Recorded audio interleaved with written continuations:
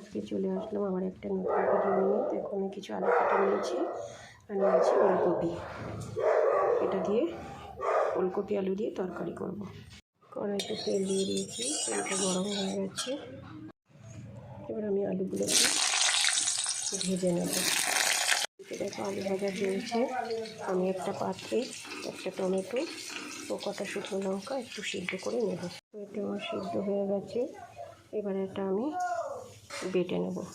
তেলটা গরম হয়ে গেছে। আমি ফোড়নের জন্যে সাদা জিরে, শুকনো লঙ্কা, তেজপাতা ফোড়ন দিয়ে দিলাম।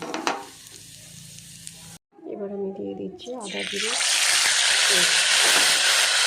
এবার আমি দিয়ে দেবো টমেটো আর সেই শুকনো লঙ্কার পেস্টটা। দেখো এবার দিয়ে দিচ্ছি হলুদ গুঁড়ো, কাশ্মীরি লঙ্কার গুঁড়ো, চিনি আর লবণ। মশলাটা কষা হয়ে গেছে। এবার আমি ভেজে রাখা আলু আর ওলকপি দিয়ে দিলাম একসাথে। দেখো আমার কষানো হয়ে গেছে। এবার একটু জল দিয়ে দিলাম। দেখো এবার দিয়ে দেবো একটু ধনের গুঁড়ো। দেখো এবার কুচিয়ে রাখা ধনে পাতাগুলো আমি দিয়ে দেবো। দেখো আমার তরকারিটা হয়ে গেছে। এবার একটু গরম মশলা দিয়ে দিচ্ছি। এবার আমি দিয়ে দিচ্ছি একটু ঘি।